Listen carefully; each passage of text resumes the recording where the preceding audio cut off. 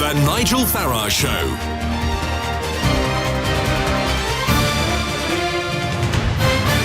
Good morning, everybody. Now, I have said this before on a Sunday morning. This is the great, crucial week that is coming up, and I've been wrong before because it wasn't. But this week, it really looks like it is, although Liam Fox this morning on the television now saying they could actually pull this final vote if they think they're going to lose. Either way, what can't be avoided is a big European summit taking place in Brussels this Thursday.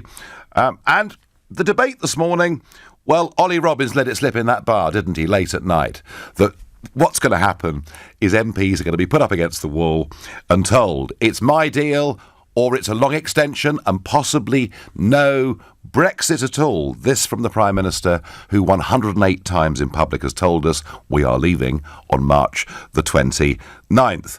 So a lot to look forward to, but we must just for a moment think about the week that's just gone, because it's been one of the most extraordinary weeks ever, I think, in the British Parliament. And helping me through this week, I'm very pleased to be joined by Michael Portillo, journalist, broadcaster, star of this week, and of course former MP and Cabinet Minister. Michael, good morning. Good morning, Nigel. Thank you for having me on. Not at all. I'm looking this morning for somebody with experience of political crises, somebody who's seen remarkable events in Parliament, and you've sat there through some amazing days. But when you look back at the week that's just happened, is there anything that can really compare with it? Nothing in my political career compares with what happened last week or in the last few weeks. I suppose possibly you'd go to the Second World War, you'd go to some of those extraordinary debates that led to the resignation of Neville Chamberlain and the rise of Winston Churchill. Perhaps you'd have to go back to that for similar levels of drama. These days, I'm much more of a historian than I am an active politician. I'm not in any way an active politician. And I have found these weeks deeply interesting historically. So I think the comparisons would be with World War II and with that period before World War I, where the Liberal government was trying to get through Irish Home Rule and reforming the House of Lords and so on. So this is the sort of chaos that only occurs once every, let's say, half century or something like that. I think even more to the point is whether this sets precedents. I mean, is it to be the case now that you can have a three-line whip, that members of the cabinet will disobey the three-line whip and remain members of the government? Is it to be the case in future that the chief whip asks a cabinet minister to resign and the cabinet minister refuses? Is it to be the case in future that a Secretary of State, speaking on behalf of the government, can commend a motion to the House, which means I want you all to vote for it, and then go and vote against it? I mean, this makes absolute nonsense of Parliament. That was the champagne moment of the week for me. That was Stephen Barclay urging the House to vote for the government motion and then going to vote against it. I mean, quite when extraordinary. You say champagne, I mean, you are famously a patriot, and therefore I'm not sure that we should be drinking champagne. I mean, Parliament is meant to mean something. The House of Commons is meant to mean something. If a minister says to the House of Commons, I commend this motion to the House, and then goes into the other lobby to vote against it, surely this is quite a serious development in our parliamentary democracy. I mean, we know that levels of cynicism and scepticism about our processes have been rising during this whole business. But really, for a person barefacedly to say to the House, I want you to vote for this, and then go and vote against it, I mean, public trust is in tatters. Oh, that's absolutely true. I mean, the one thing that I feel potentially excited about is I think that Brexit has proved itself to be bigger than the two political parties. And I'm beginning to think, and I know we have the first past the post system, but I'm beginning to think that maybe we're about to see a fragmentation of British politics, an end to the dominance of a two-party system. And I, in some ways, I find that quite an exciting prospect. Well, we'll see what happens. I mean, you probably thought that a while ago when you got 4 million votes, but as you say, under the first past the post system, that didn't make any difference. And extraordinarily, at the last general election, the two main parties took over 80% of the votes between them.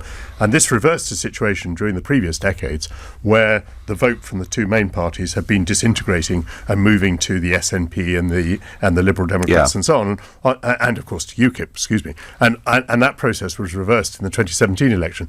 So we'll see what's going to happen. By the way, I don't think many members of the public would celebrate if they believe that the future of British politics to be shaped around Brexit. I would think by now that most people would like this business to come to an end.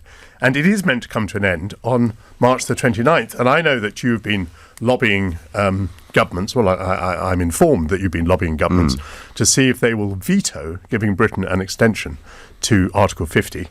I rather think that would be to do Britain a favour, that we could resolve this matter within the next 10 days rather than the prospect of it going on for another 2 or another 4 years. So if we were not allowed to postpone Article 50, the only choices we would have would be Mrs May's deal, no deal, or no Brexit. And all of that would have to be resolved in the next 10 days. And if the answer was no Brexit, which I think probably it would be, given the House of Commons that we have, then all the members of Parliament who voted to revoke Article 50 to bring the Brexit process to an end in defiance of the referendum of 2016, all of those names would be on the page and all of those people would be identified. And that would be a return to democratic accountability. Well, it certainly would be. I mean, what would you do, Michael Portillo? If you were there, still in the House of Commons, facing these choices this week, what would you do? I'm going to expose myself to ridicule here by saying that last week I probably would have voted for Mrs May's deal because I could see that the alternative is almost certainly, I think, no Brexit. The Remainers are very, very strong in Parliament. No Brexit has been the plan all the way along, and I think they're within a hair's breadth of producing no Brexit. So I would have voted for the deal last week. This morning I've been reading the press and I've been very persuaded by one of your fellow MEPs, Daniel Hannan, who I think is a very clever man. And he's really saying that the deal is so bad and that, if we get into an extension of Brexit, that there might be a chance to do something better. So, I might be persuadable the other way around this week. Okay. What I want to say to you is that I don't think we should be calling those Brexiteers who are conflicted over this traitors or anything like that for whatever decision they make.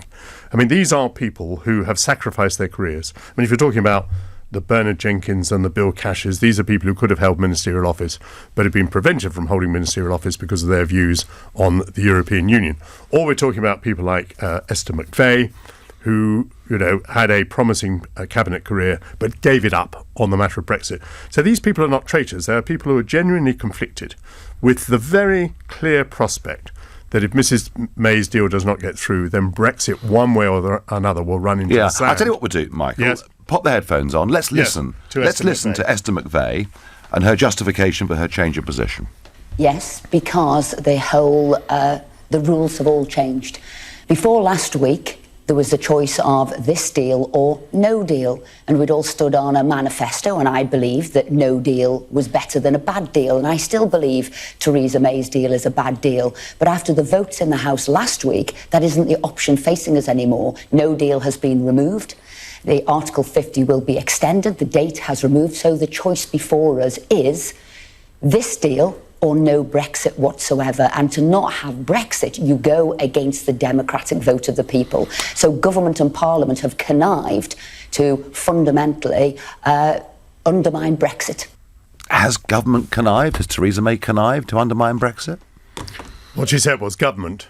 Rather than Theresa May. Well, I think it was implied. I think quite a lot of government has connived, yes. I think civil servants and various members of the cabinet probably have connived at precisely where we are today. That was very well argued, typically well argued by Esther McVey. Of course, there will be others who will point out that the votes that were made in Parliament last week ruling out a no deal did not actually rule out a no deal because they did not have legislative force. There would have to be an Act of Parliament passed to reverse the present Act of Parliament that says that the United Kingdom leaves on March the 29th. And we're some distance away from that. So there will be others who say, no, Esther McVey has got this wrong. Until Parliament votes to change the existing legislation, we will be leaving on March the 29th. So some of the people who will vote this week, if they get the chance, against Mrs May's deal, that'll be on the basis that they think that no deal will come about rather than I think Peter Bone thinks that may well happen, and he's going to come on the show at 11 o'clock today. The one thing that I'm mystified by with this, Back in the 70s, we were told it was a common market, and that was a phrase that sounded quite fluffy and quite nice, but it wasn't. It was a European Economic Community that then became a European Community and then became a European Union. And we're talking all the time about Mrs May's deal, or the withdrawal agreement. I met Mr Barnier at 9 o'clock last Tuesday morning, and he strode into the room, carrying the document under his arm, and then sat down and spoke to half a dozen of us, and he held it up.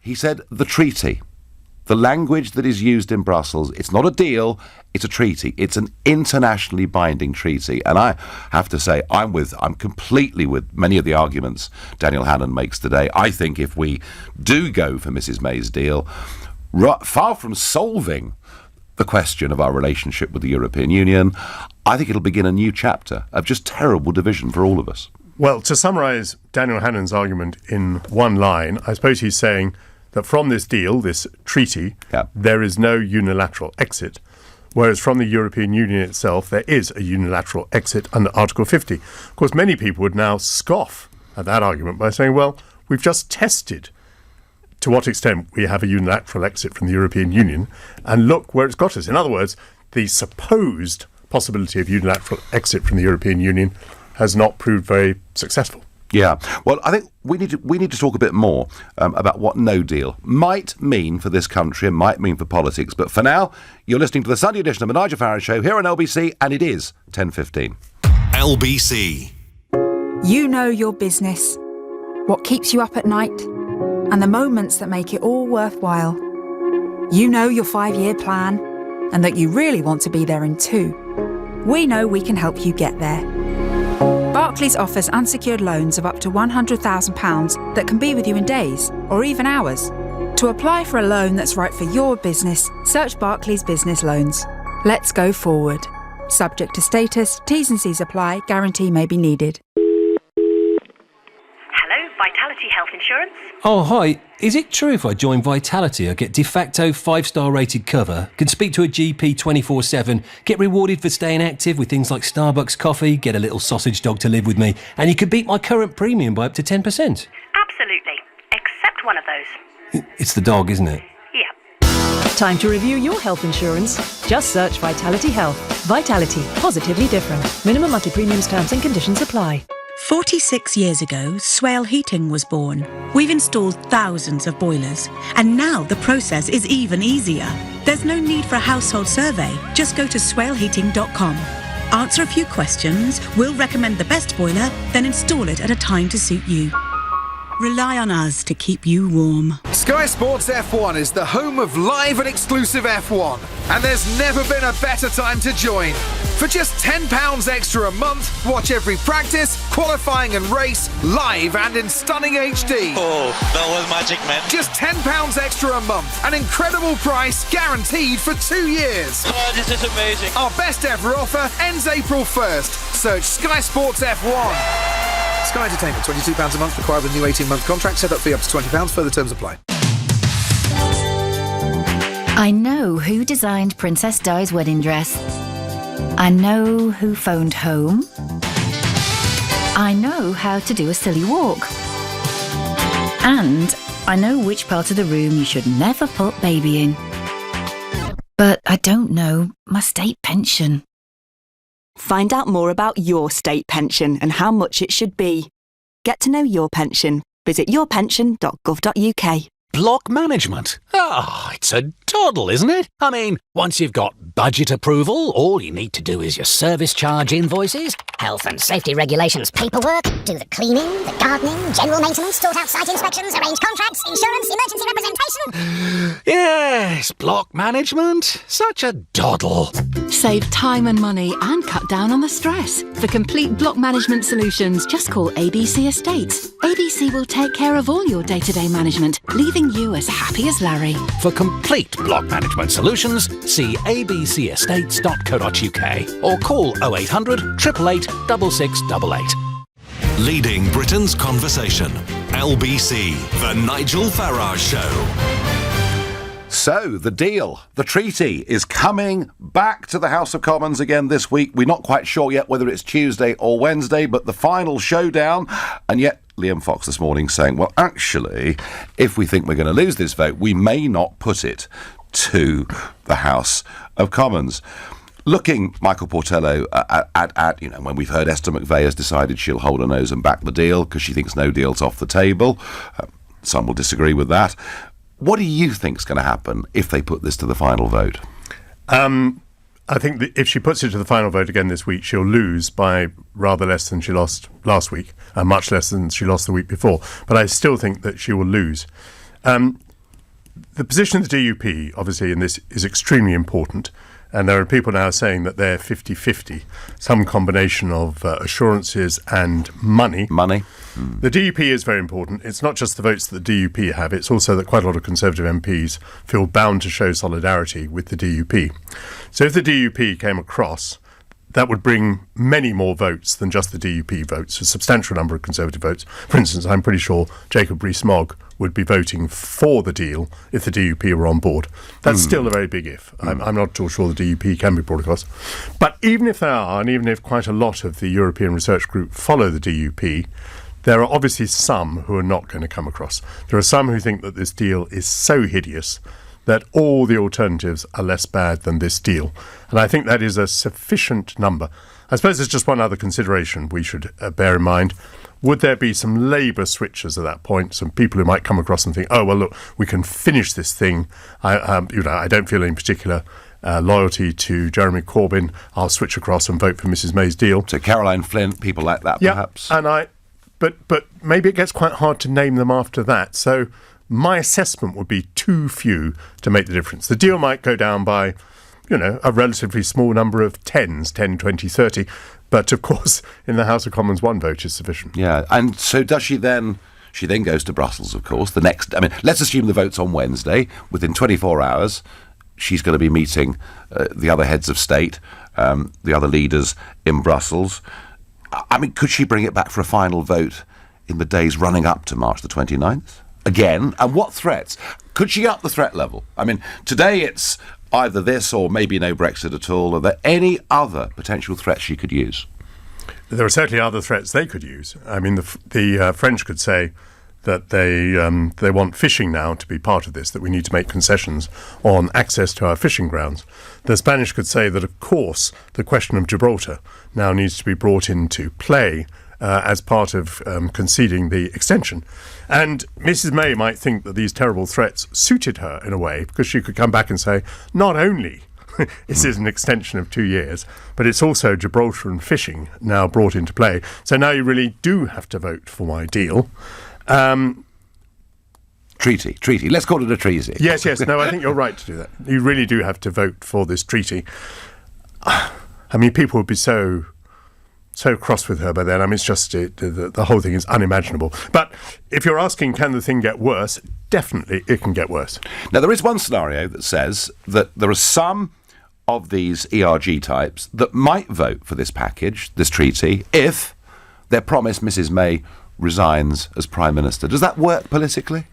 I doubt it. I think it is terribly important that Mrs May should go soon, because we're clearly reaching the end of a phase. I hope it might be that the whole thing is settled by March the 29th, one way or the other, but we're certainly reaching the end of a phase, and for the next phase we need a new Prime Minister.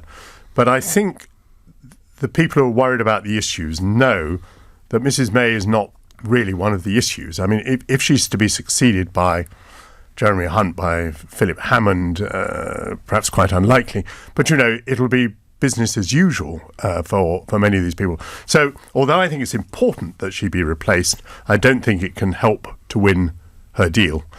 Indeed, I'm not sure that any other potential leader of the Conservative Party would support the deal. Well, it's a party that, you back in the times of Thatcher saw a party that had different wings, and political parties always have splits and different wings. Maastricht was a huge split within the party. But isn't this one in a way almost fatal for the Conservatives? I simply don't know, because I cannot see the future. The issue has always been the same. The issue has always been Europe. Europe has been a curse for the Conservative Party. I remember John Major telling me before he was Prime Minister, and at a time when I was young enough to be puzzled by the remark, this would be about 1988, he said, Europe is a wolf coming up the path to gobble up the Conservative Party. And so it has proved to be. I mean, one Conservative leader after another has fallen on the issue of Europe, or at least partly on the issue of Europe. And it is the terrible, terrible split within the Conservative Party. You might therefore think it would be quite irrational for a Conservative Prime Minister to call a referendum on the issue. Well, I don't think he had much choice. There was a, well, that's your viewpoint. But anyway, there was another wolf coming up the path at that moment in time. And yes, the Farage wolf. Yes. So it's always been the same thing. I mean, you see, the Conservative Party is kind of quite coherent. Apart from the question of Europe. That's quite a statement this morning. I know that's a bit right. No, I was going to make a bad taste remark. I won't make the bad taste remark. I realise that, of course, the European thing is absolutely fundamental within the Conservative Party, and saying that it's united apart from that, it may seem a little bit trite.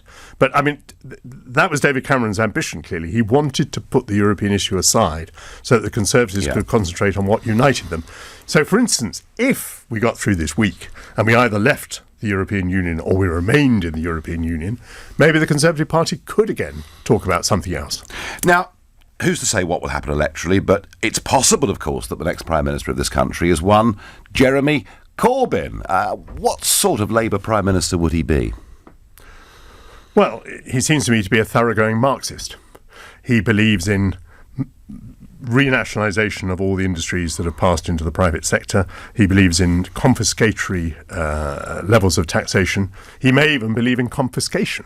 Confiscation is a word that comes up very frequently in the book that's been written about Jeremy Corbyn recently by Tom Bowers, which I think is well worth reading. So, for the average listener out there who may be terribly engaged by this European Union issue, I would say that whether we leave the European Union or whether we don't will make very little difference to most people's lives in this country, including mine. If Jeremy Corbyn becomes Prime Minister, our lives will be fundamentally affected. Now, some people may think they're being affected in a very good way and other people in a very bad way. But certainly the change in policy from a sort of middle-of-the-road, ineffective Conservative government to a tooth-in-claw, it seems to me, communist Labour government. How's it happened? How did Jeremy Corbyn become leader of the Labour Party? Because about half a dozen Labour members of Parliament, who were too clever by half, gave him their votes to put him onto the ballot paper for the Labour Party leadership, because they wanted to show fairness. They wanted to show that all strands of opinion were being represented in the leadership contest.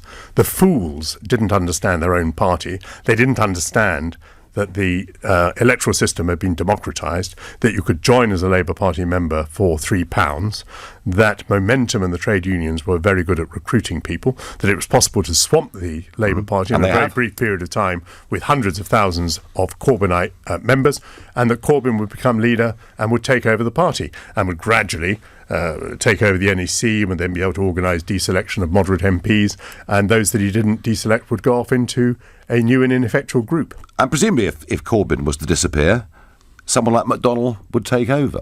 Yes, that would be out of the fire into a furnace. Very interesting.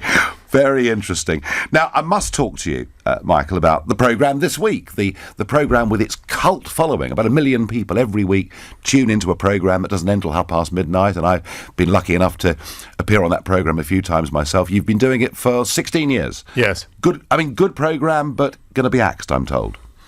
Yes, that's right. I mean, I certainly cannot complain. I've been on the programme for 16 years consistently, and I've been given this extraordinary platform, even though I left politics in 2005, and I would say active politics in 2001. So what have I been doing on that programme for all of those years? I've had a wonderful opportunity. And I don't think anyone can complain about a programme coming to an end after 16 years. However, it is, I think, quite a successful programme for the reasons that you've given. And what is more, it is different from every other programme, certainly on the BBC, in that it is very irreverent.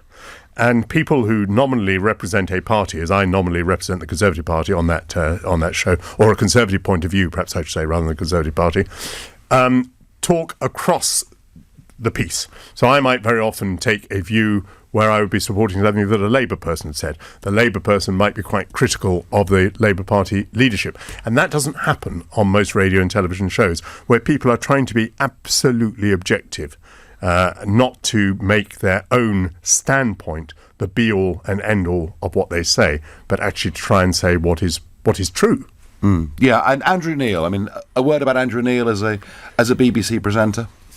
Well, Andrew Neil as a journalist, because he was the editor of the Sunday Times at the age of 30. Yeah. I mean, the man is a phenomenon, prodigiously deep knowledge, a wonderful memory, terrific analytical mind, a very fair-minded journalist, someone who absolutely skewers, but in a very polite way, the people that he is interviewing.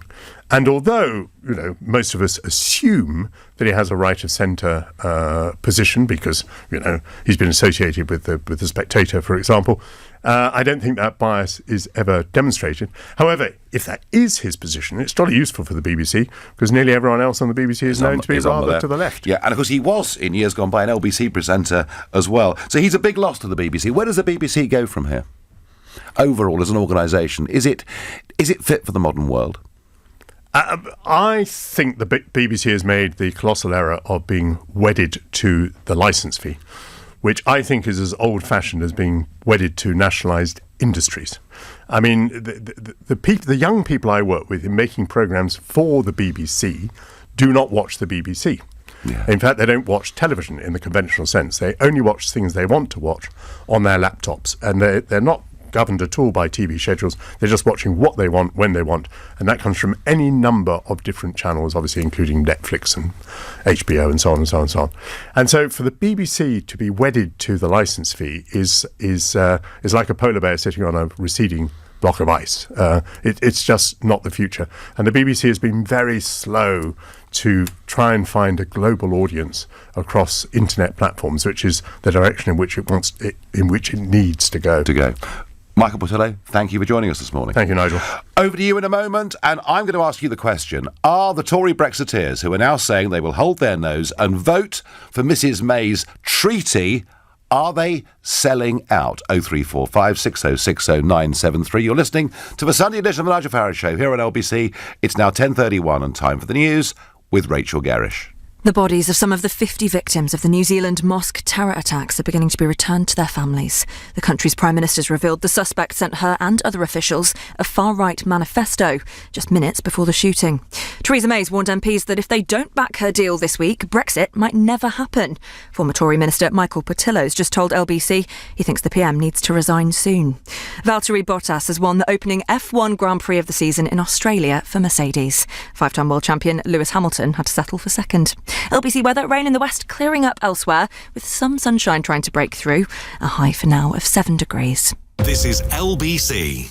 I'm making a pledge in my will to cancer research to save more lives in the future. People who leave money in wills, without that money, we wouldn't be able to do the research that we do. It's as simple as that. There is every reason for us to be optimistic about the future when it comes to cancer research, because the field is moving so fast, and from where we were maybe 10 years ago, there are so many treatments available. Join the supporters and researchers pledging to beat cancer with Cancer Research UK. Find out how you can make a pledge to leave a gift in your will at cruk.org/pledge. Together, we will beat cancer. It took 2 brewers. And me, a hop buyer. A grain masher. A bottle implant manager. A chief sampler. Bar staff. And me, David, a relationship manager from Lloyds Bank, to brew an award-winning beer. Because by working together with the business, he helped provide the finance that moved Tiny Rebel from 2 guys in a garage to a purpose-built brewery with a 120-strong workforce. Lloyds Bank, by the side of business. At QuickFit, we know how important it is to have a reliable set of tyres on your car or van, particularly when you're driving in wintry weather. So come and see us and we'll check the condition of your tyres for free. We have over 600 centres across the UK. Just book online or head down to your local QuickFit today and drive away happy, whatever the weather. From the 8th of April, London's new ultra-low emission zone charge will come into effect. Don't get caught out. Get your Euro 6 low-emission van from VanWise today. 3 superstores with up to 800 vans in stock. Just minutes from the M25. All vans receive a comprehensive 112-point pre-delivery inspection. And you could drive away today from just £99 a month. Buy wise, drive wise, VanWise. Find your next van at vanwisegroup.com. When you're done for the day, you can't just lock up your data in a safe. Which is why BT is now offering 50% off when you combine Broadband Essential with added backup and device protection. Because it's just as important to be protected as it is to be connected. Find out more at bt.com/businessprotect. BT. Be there.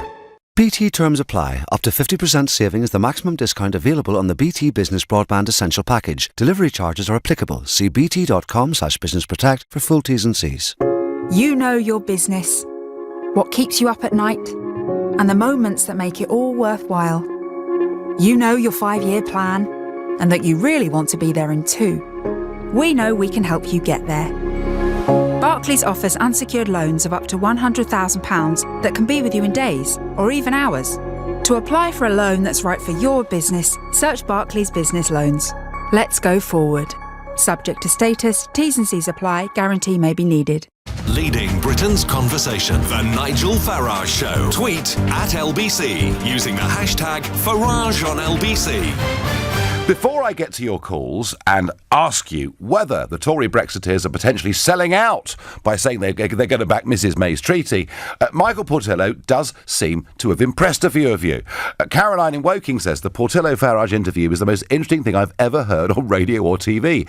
Cannot wait to share it with friends who've not heard of it yet. Please upload in full. We will upload in full. Great to hear Michael on your show, Nigel. Should have been Prime Minister. A well-balanced view on all things. Steve in Hemel Hempstead.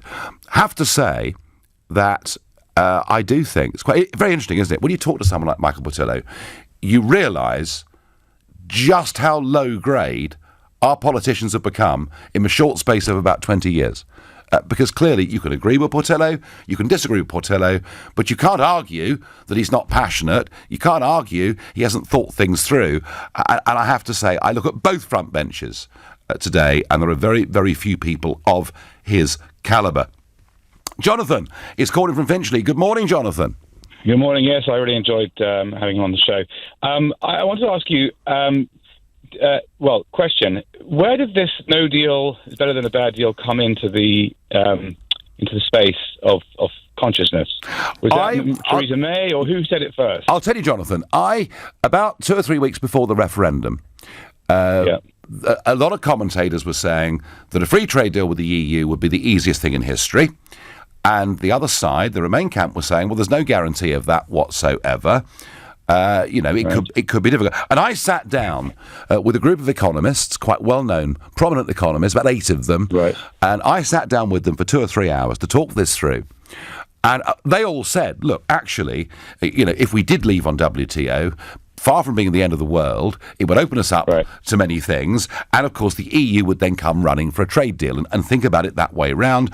And it was during coffee that we coined the phrase, no deal is better than a bad deal. And I then went out on the media and started using that phrase over and over and over. And when I heard Mrs May pick up that phrase and use it, I thought, hooray, we're actually winning. We're winning the argument. And the trouble is, Jonathan, I don't think she ever meant it. Right. So, but I guess the question is that you sat down with some economists. Fair enough. There is a view, and it's possible that no deal is better than a deal, or better than being in the EU. That's a possibility. There was a referendum. Do we have any idea of how many people who voted to leave agreed with what you and your economist came out with? Is that knowable? No. All that is knowable is that those that voted leave. They didn't vote for a deal. Right. They didn't vote for any other formula. They just voted to leave. Right. So coming back to this sticky issue of another referendum, since we don't know what they meant by leaving. So some of them, maybe 17 million, 16,999,000 are very happy to go with no deal. Maybe they're not. Why don't we just find out? Well, Jonathan, I don't see what Jonathan, what Leave voters did know, of course, is that they were leaving the single market and customs union, because that was explained by everybody, on both sides of the argument. There really isn't much debate about that. I mean, the real question here, I suppose, is Mrs May's new treaty actually leaving? Well, it's a terrible, terrible deal. I mean, it's just awful. It's appalling. And the backstop, by the way, is a big. What's the word? It's not really the main issue. It's one of them. Nothing's really been decided substantially. We don't know what it actually means. We're paying $39 billion. I know. It's a terrible deal. I actually personally think no deal is better than a bad deal, although I'm a Remainer, so I think staying is better than the other two. But given the choice between those two, I'd say no deal is better. But now that's off the table. The trouble is, Jonathan, what you're almost saying to me is that there should be a second referendum with a series of choices. Yes, I think so. 3 choices. I just don't think a rubbish deal, no deal, or remain. But isn't the problem with maybe that? a fourth one, which is try and find another deal. But Jonathan, so one of those options gets 26% and is the winner. I mean, that wouldn't really help anything. Well, would you it? could do it. You could do it in 2 stages. So you could do, you could do 2, and then whichever that comes out, you do another referendum. You can do it that way. Or you what a third referendum? No, two referendums, one straight after the other. I don't know exactly how it works. Jonathan, can I just promise you something? Sure. Can I just please promise you something? There is no public appetite for your formula whatsoever. That may be so. I don't know. It is. We don't know. You don't know that either. You don't know what. I've got a pretty good idea, I think. But Jonathan, is it still? Would you like to see us, still in the European Union when you wake up on March the 30th? Yes, yes, for sure. And by the way, I'll tell you why. I see. There are very good reasons to leave. Very, very good reasons to leave. You can, I don't tell you that. But to me, and maybe no deal, or World Trade Organization is fine. But to me, it's a question of A, risk, number one, and B, who's taking that risk. So for me, by the way, for me personally, I've got Italian citizenship, so my wife and kids, my job's not affected by it. I'll be fine. But my sense for the sake of the country is that it's a risk, and the risk is on the people who are going to suffer if the risk turns out bad. But there's a risk of staying in, Jonathan. People who can least afford it. That's to me why we stay in, even though being in the EU is a bad deal. It's better than risking something that could be amazing and could be terrible. Terrible risk staying in too. I mean, terrible risk leaving your front door every morning. I mean, Jonathan, just finally, can I ask you? Yeah. Do you look at Leave voters and think that they really didn't understand what they were voting for? Oh, there's 17 million people. Some of them did more, some of them did less. I don't know. Each one individually will have had, time. You will have had, the ability or the know-how or the time or whatever it takes to weigh things up. Some people are passionate and they've done the sums and they've read about it and they've opened their minds to all the different possibilities and they said, yeah, we should leave. And some have just taken it as a kind of religion. And did you vote for a European army, John? I mean, you voted Remain. Did you vote for a European army? I don't mind having a European army at all. I don't mind. And the United States of Europe? Don't mind. The United States of Europe is fine with me. I don't really mind. I'm not really into this whole sovereignty thing. I just want to live a life which is peaceful and prosperous and where we have freedom. And I think I already have that now in the UK, in my little world anyway. And I think Europe has it to some degree. Well, I tell you what. We have amazing freedom. Jonathan, where we disagree. We can travel, we can work where we want, we can... Being governed... An amazing time to live. Being governed by Mr. Juncker before or after lunch is not my definition of freedom, but hey, we've had a good chat, we disagree. Kath, there's a new caller from Selby in North Yorkshire. Good morning, Kath. Good morning. So Esther McVey, who, I like, she was on this show not long ago, telling us how appalling she thought Theresa May's treaty was, but she now fears that if she doesn't back the Prime Minister, there could be no Brexit. Is she selling out, or is that the right thing to do?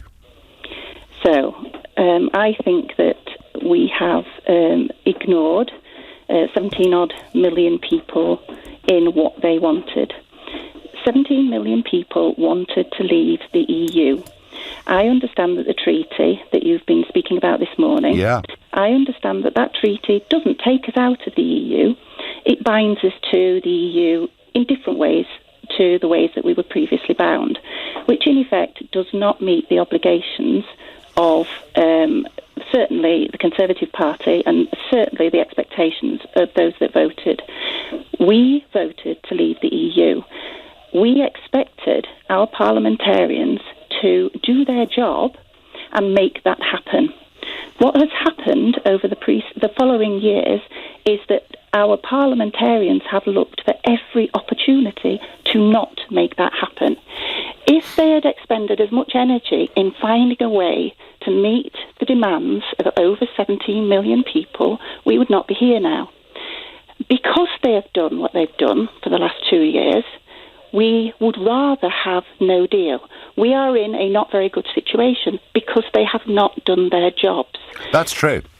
That's true. And it's a failure of leadership too, Kath, isn't it, really? Yes, yes. I mean, it's Mrs May saying one thing and doing another. So you would like just to see us leave on March the 29th with no deal and get on with our lives, yeah? As I understand it, there is a piece of legislation that's been passed by government that says on the 29th we will leave the EU. We are all law-abiding citizens. We are all part of our democracy. We exercised our democratic right and we voted to leave the EU. And as a result of that, as I understand it, there's a piece of legislation... No, there is. And Kath, let me ask you. If you wake up on March the 30th and we haven't left the EU, will you feel betrayed? Yes. And I'm marching with you, Mr Farage, to demonstrate my expectation. It's not that I'll feel betrayed. I will have been betrayed. I'll have been betrayed by all of those people in Parliament who forget that they are there to serve me, not the other way round. Great point. Great point, Kath. We'll end it on that. And she's right, of course. She's right. MPs are servants of the people. That is the right way round.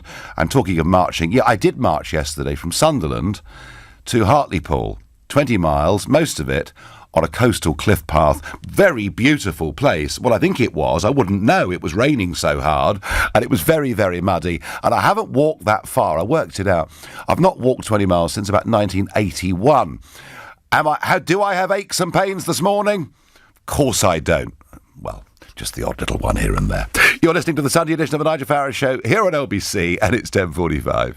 Nick Ferrari at breakfast. Weekday mornings from 7, LBC. There has been the continuing scourge and problem of anti-Semitism, particularly within one major political party. One person who's sought to take a stand is Countdown's Rachel Riley. I got a ton of abuse. These horrible people have inspired me to speak out. They're proving my point. Whenever I say there's a problem, they show me there's a problem. Nick Ferrari at breakfast. With Xero. Get your business digital ready with Xero accounting software. LBC. Most radio adverts begin in a pristine recording studio, but not this one. We're recording on the streets of central London, polluted by toxic air. Because there's no better place to tell you that the Central London ultra-low emission zone is coming on the 8th of April this year. For vehicles that don't meet the new stricter emission standards, it will apply 24 hours a day in the same area as the congestion charge zone. From the 8th of April, you can either pay the daily charge online, via the free official TfL app, or sign up to AutoPay for a £10 annual admin fee per vehicle. Search ULEZ to check your vehicle and see if you need to pay. To the Mayor of London and TfL, every journey matters. So much confusion. This deal or that deal. Why can't renewals be simple? It does sound like a bargain. What if you're being ripped off? Confused.com guaranteed to beat your renewal quote, helping you rise above the clamour of comparison sites. It's that easy. Beat your renewal quote guarantee, or you'll get the difference in an extra £20. Don't be confused. Be confused.com. Full T's and C's online. Single annual policies only. Hello, hi. I bought this gym membership as I wanted to get fit, but I just read that dad bods are in right now, so I think I might just stick with what I've got. So, can I get my money, please? Money for a gym membership you don't use? Not so smarty. Money off your next phone bill for mobile data you don't use? Smarty. Plans starting from £6.25 per month for 1 gig of data and unlimited calls and texts. Call exclusions apply. Join today at smarty.co.uk. Simple, honest, mobile. Oh, I found one of our new Vauxhall Griffin editions. Yes. What comes as standard? Standard? Well, alloy wheels, sat-nav, aircon, DAB radio, Bluetooth, smartphone projection and USB connection. Wow.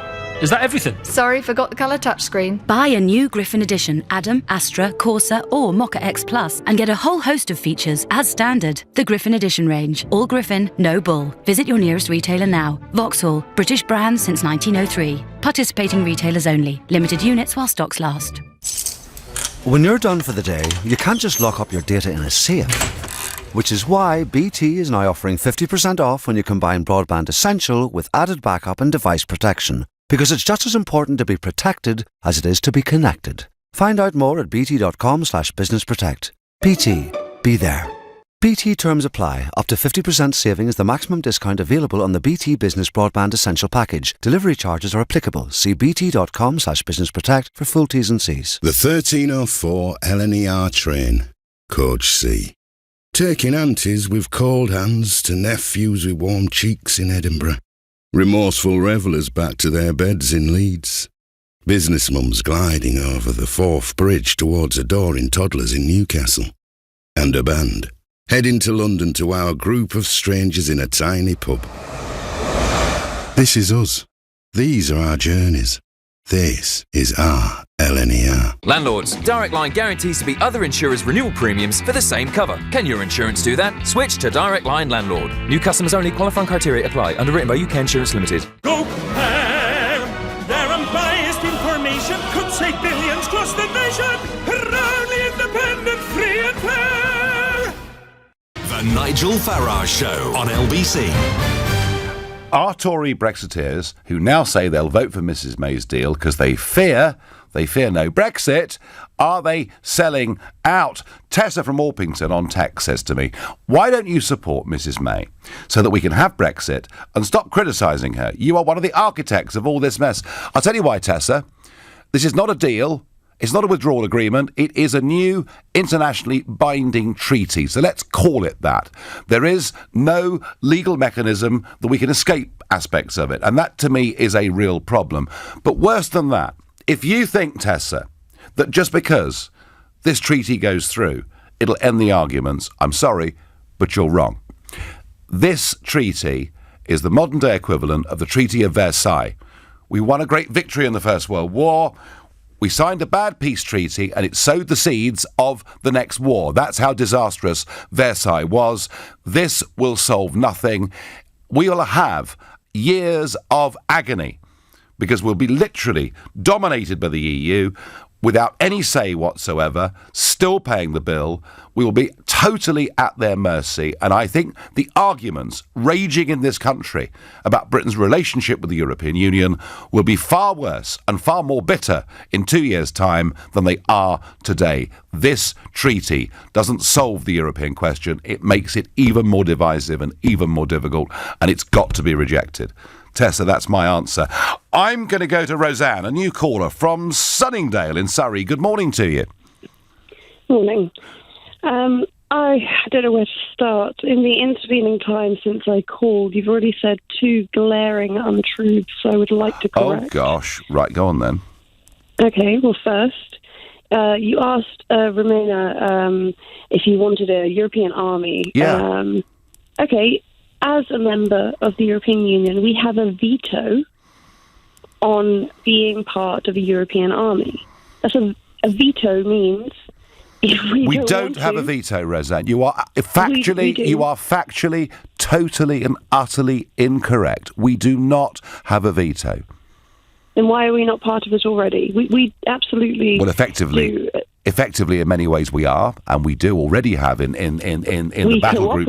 In the battle group. Okay, another question. We cannot veto. We cannot veto a European army being formed, and that's a fact.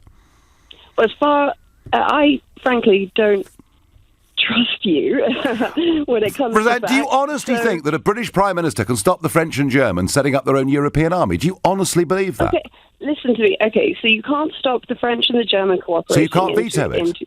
Well, no, but you can veto being part of it. Well, that's not a veto, And that is is it? something you have never made clear, because you never make anything clear. Right, second thing... They want to be... Rosette, why would you want to be in a club? I mean, if you join a club, you join a club because you like the club. You like what the club does, and you want to be a part of it. So let me ask you, Roseanne, do you want to be in the club or not? I do. Right, so then, so surely, if you like the club, you should want to be part of all of it. Well, I don't really have a terribly strong opinion on the European Army. I don't see what's to be scared of an army you're in. Usually it's armies you're not in that you're at risk of going to war with. Well, there is a slight question of NATO, which might have done quite a good job for the last 70 years. But Roseanne, I mean, look, let's cut to the chase. We have got a we have got a big vote coming up this week. Probably coming up this week. And the question is whether people should get behind Mrs May's new treaty or not. Now, you are clearly a Remainer. Do you think people should just vote this down? Yeah, they should vote it down. It's a terrible deal. And with this deal, we are set to become exactly what you always claimed we were. A rule taker, not a rule maker. We won't be at the table, but we're going to have to follow certain regulations. I don't like that. It's not that I don't give a shit about sovereignty. Sorry about the swearing. But the first line of the Brexit white paper is Brexit has always... No, sorry. Parliament has always been sovereign, though it did not always seem that way. Yeah. See, sometimes things are things when it doesn't seem that way. Things are too complicated to answer in a binary question. And as for no deal... You may have. I didn't hear you use the phrase "no deal's better than a bad deal," but I'm going to. I use it endlessly. Okay, I will take your word for it. But you were certainly the only Leave campaigner to talk about no deal. Everybody else was talking about this fantastic deal we were going to get.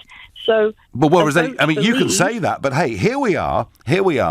And if Mrs May's treaty is rejected, then presumably what happens then if her deal is rejected is that if the legislation stays in place, we leave with no deal on the 29th of March. Presumably, but what I'm saying is that people did not vote for that. And by the way, the argument that they just voted for leave, stop asking questions about what type of leave they voted for, well, that turns that vote into a mandate for any kind of leave, which leads you, and frankly, a lot of the people who voted leave, even though you don't really like democracy, do you, Roseanne? You don't really like. How dare you? You clearly just don't accept the result, do you? Let me speak. You've spoken plenty. You clearly think that Leave voters didn't know. Go on. Allow me to respond to that. Our democracy has been compromised by your lot. The crime, the illegality in the referendum, a court has found, if that had been binding, the illegalities, the amount of it, would have voided the result. The only reason we're not voiding the result is you can't void an advisory result. Okay, so you don't accept the result? No, absolutely not. Thank you very much. I'm going to move on to Jan in Orpington. Good morning. Good morning. I think that the Parliament, our government, our opposition, our media, everybody have been out to stop this deal going through from this treaty to go through from day one. I think that if they hold their nose and vote, then that is awful, because then we will hold our noses and not vote. Well, the one thing I would ask you, Nigel, is if we go to WTO, exactly what plans are in place? Quite a lot, Jan. I mean, even this week in Strasbourg, in the European Parliament, there was lots and lots of pieces of legislation going through, preparing for a no-deal scenario on fishing, etc. The aeroplanes have been sorted out, the access to and fro the City of London, big agreements with the USA and with Europe as well. Now, does that mean that absolutely everything has been put in place for a big change on the morning of the 30th of March? Of course it doesn't. But are we going to find ourselves... Can you tell me what we've done? What we've done in this country? Our civil servants, have they been preparing for this? Belatedly, yes, there has been a lot of work going on. Otherwise, we wouldn't have come to all these other agreements. So the answer is, Jan, much of it has been prepared for. I'd rather we got to it earlier. But I mean, do I think that it would be disastrous on the 30th of March. I don't. And as for the argument, well, we might not get medicines because it might take lorries longer to get in across the channel. Well, do you know what, Jan? There was a 9-mile tailback outside Dover last week. Do you know why? Because the sea was rough. And Dartford is clogged almost every single day. So, Jan, I'm not frightened of it. People are using this argument to try and stop us making a change. I'm calling him Jan. Nigel, I agree with everything you say, but, over the last 2 years, you hear this, you hear that, and you think, oh my God, we haven't sorted the agreement, the treaty properly. Have we sorted all the others? We just seem to have a load of incompetent idiots running our country who cost us about 50 million a year in wages, and some of the things they come out with, I could have thought of that 20 years ago. You seem to have a slight loss of faith in our governmental system, Jan. I've voted Conservative since I was 18, and I don't think I can anymore. Yeah. No, well, listen, I'm sure that's happening on both sides. Jan, I thank you very, very much. And I get from Francis in Arundel, and she says, I'm shocked that Esther McVey is going to vote for this deal. I'd rather stay in the EU than have this deal. So, big week coming up. I know I've said it before, but it is a really big week coming up. And I'm guessing that they are going to have the vote on Tuesday or Wednesday night. Mrs May, of course, going off on Thursday to the European Summit. Esther McVey and others now saying they're going to hold their nose and vote for this deal. Are they selling out? After all, it's a binding international treaty. Is it a sellout? Tell me. If you think it is, call 0345 6060 973. Maybe think it's pragmatism. Text to 84850. All views welcome.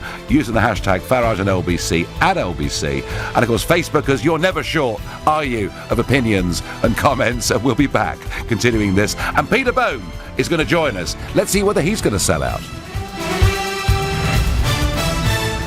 On your radio, on your phone, and here.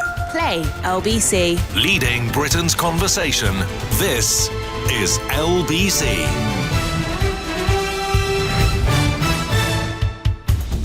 From Global's newsroom at 11 o'clock, as a 50th victim has been confirmed from Friday's mosque terror attacks in Christchurch. New Zealand's Prime Minister's revealed the suspect sent her and other officials a far-right manifesto just minutes before the shooting. Jacinda Ardern says the extremist document was emailed to dozens of government addresses. It did not include a location. It did not include specific details. I'm advised that within 2 minutes of its receipt, in at least my office, it was conveyed directly to Parliamentary Security. Bodies are now being returned to their loved ones for burial, and the 28-year-old suspect has been charged. Facebook's had to remove more than 1.5 million copies of a video of the attack, streamed live onto the site by the gunman, while a man from Greater Manchester has been arrested for posting on social media in support of the shooting. Labour MP Khalid Mahmood's told LBC, we need to do more to fight extremism spread on the internet. I think there does have to be some responsibility for the people who run these huge social media operations, make huge, phenomenal amounts of profits. And I think that some of that has to come back into social responsibility for them. Pressure's building on Theresa May to step down as Prime Minister. She's warned MPs that if they don't back her deal, Brexit might never happen. And Jeremy Corbyn's now said Labour will try to remove her from power if she loses yet another vote. Former Tory Cabinet Minister Michael Portillo's told Nigel he wants to see Mrs May gone as well. I think it is terribly important that Mrs May should go soon because we're clearly reaching the end of a phase. I hope it might be that the whole thing is settled by March the 29th, one way or the other, but we're certainly reaching the end of a phase, and for the next phase we need a new Prime Minister. But former Work and Pensions Secretary Esther McVey, who quit over the Brexit deal, has now said she and several other MPs may well back it to get it over the line. Nigel will continue leading Britain's conversation on Brexit next. But first, police are investigating more knife crime in London. A 24-year-old man was stabbed leaving a bowling alley in Dagenham last night, while 2 men have been attacked on Shaftesbury Avenue in the West End. One was stabbed, the other was hit round the head with a bottle. ITV says it's shocked and saddened to hear about the death of Love Island contestant Mike Thalasitis. It's thought the 26-year-old's body was found near his home in Essex on Friday. There are now calls for more to be done to help reality stars cope with fame. And hundreds of landmarks around the world are being lit up in green for St Patrick's Day. They include the Great Wall of China and the Sydney Opera House. Closer to home, the London Eye. LBC weather, rain in the west, sunshine elsewhere, but still a risk of some ice in the north. A high for now, though, of 8 degrees Celsius. From Global's newsroom for LBC, I'm Rachel Garish.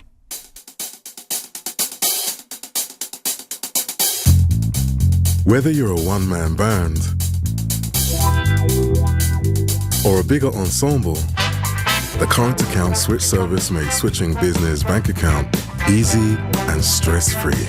Guaranteed. Look out for the current account switch guarantee. Service available to businesses with an annual turnover of under £6.5 million and fewer than 50 employees. This is LBC from Global, leading Britain's conversation. The Nigel Farage Show.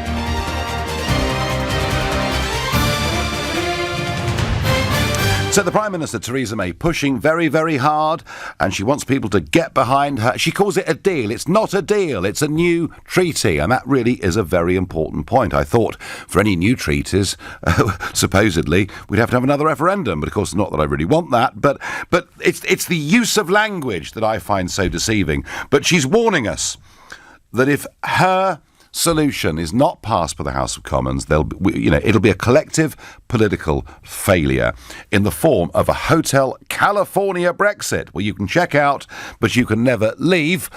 Famous, of course, from the Eagles. She also goes on to warn that without her treaty, it'll mean a longer extension, and it would mean a European election being fought in this country on May the 23rd. She says the idea of the British people going to the polls to elect MPs 3 years after voting to leave the EU hardly bears thinking about. And I suppose one of the reasons for that is that the Brexit Party, which is not much more than a website at the moment, really, but was polling, in the Sun's polling, at 14% this morning as a virtual party. That probably, from her perspective, is what she can hardly bear thinking about. I don't know.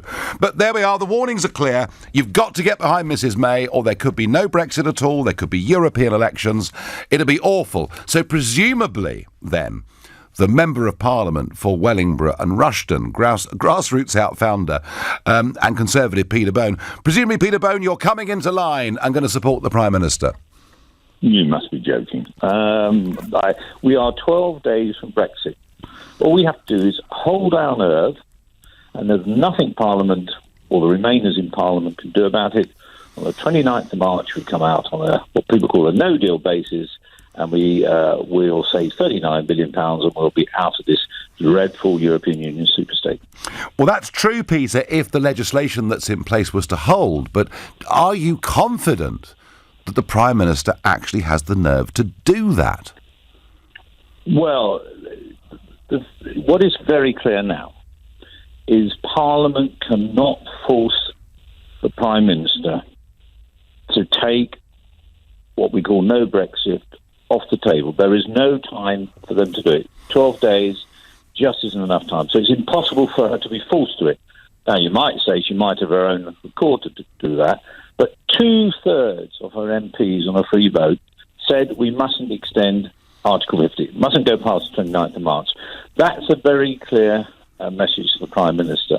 So if her deal is voted on this week, and there's some question whether it should even be allowed to be voted on, is it bringing back the same thing to Parliament the following week when it's defeated, and we're not allowed to do that under our rules. But even if it is, I hope it's defeated, and then nothing happens the 29th of March, and we come out. That's what all Brexiteers should be working towards this week. But what I'm seeing, Peter Bone, and you and I work together closely in the referendum campaign, but there are many others I work with, Peter, in that referendum campaign, and I've also worked with since, through Leave Means Leave at rallies, etc. And many of those are now saying, look, we've actually changed our minds, and we are now going to back Theresa May on Tuesday or Wednesday night this week, if it happens, as you say, because we fear the alternative is worse. I watched 25 years ago, I watched Conservative Eurosceptics over Maastricht, at the end, cave, and the treaty going through. Are we watching the ERG group and other Conservatives, are we watching them fold before our very eyes? Well, I think there are some MPs who, you rightly say, Nigel, are scared that if they don't vote for May's proposals, they'll get no Brexit. That is false, and they are misunderstanding the situation. But some of them are doing that. But most of the people I talk to aren't doing that and realise the situation. And I remember talking to one Brexiteer MP who was who's still in the House and voted at Maastricht. And he did exactly what you said. He folded at the last minute. And he's regretted that all his life. And my message to Brexiteer MPs are, you'll be remembered for this vote. Vote for what is right. Vote for the country. Don't worry about something that might happen or might not happen. Vote for what is right, and you have to therefore vote against this agreement. And do you think David Davis has sold out, Peter Bone? There must be some logic in David Davis's vote, because he resigned for the government. I know.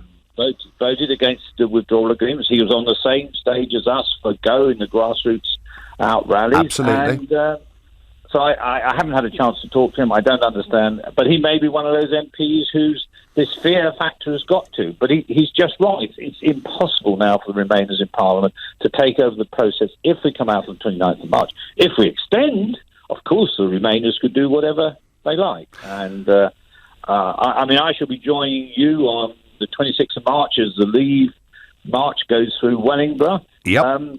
We would have hoped David Davis would have joined us on the march, but there we are. Things have seemed to have changed. So, Peter, 118 Conservative members of Parliament voted against Mrs May's new treaty on that first time round. Your numbers have dwindled. What are you down to now? Well, at the last vote, 75 Conservative MPs voted against. Yeah.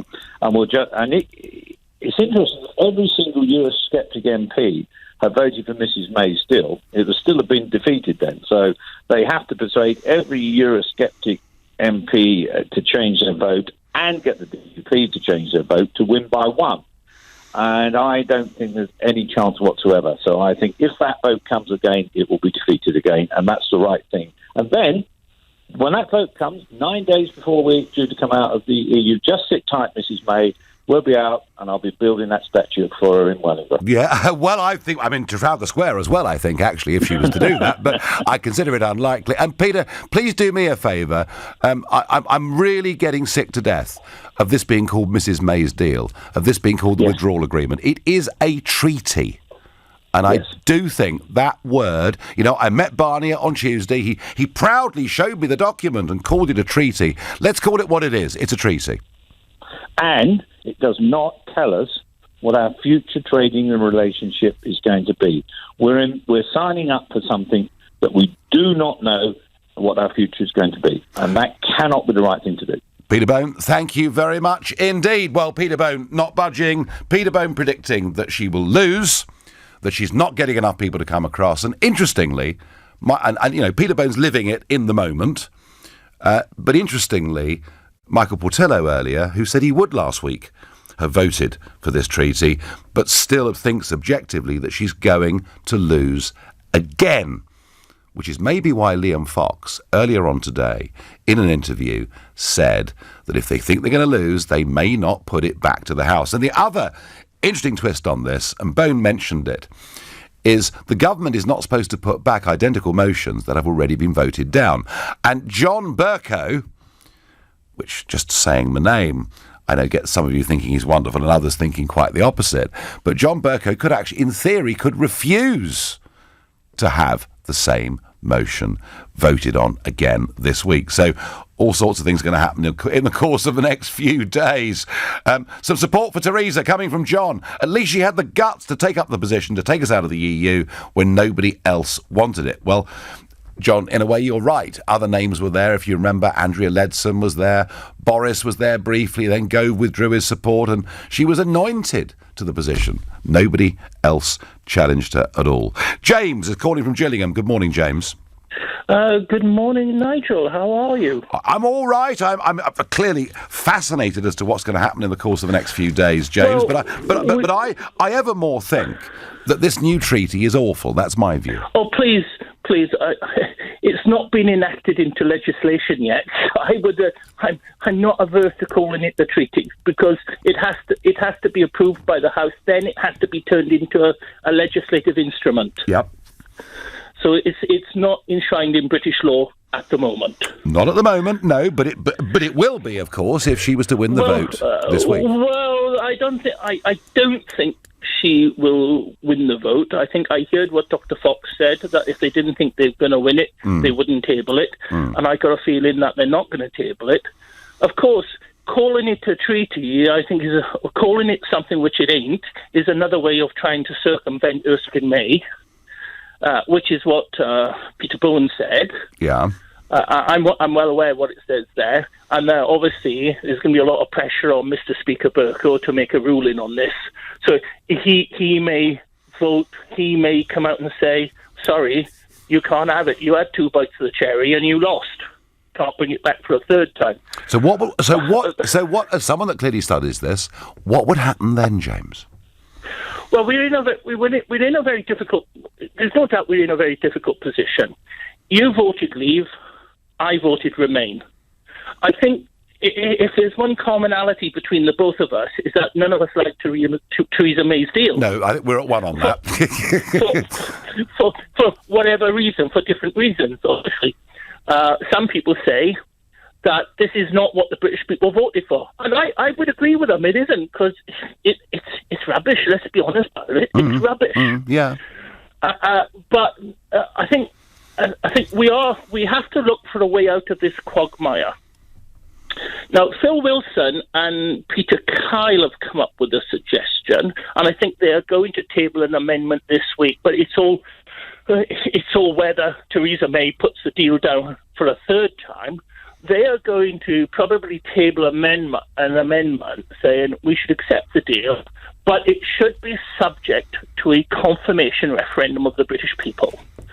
Now, Leavers say, we didn't vote for this.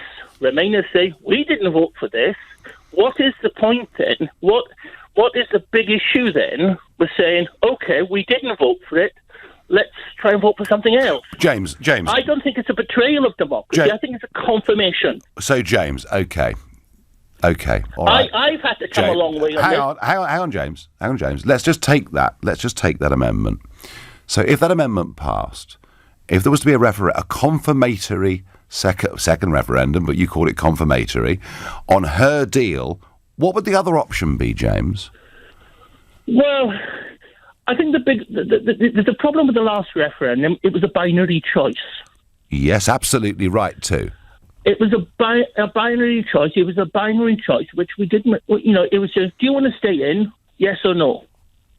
Yeah, well, that's fairly straightforward, I think. It's straightforward, but I still say, with campaigns, there was a lot of nonsense.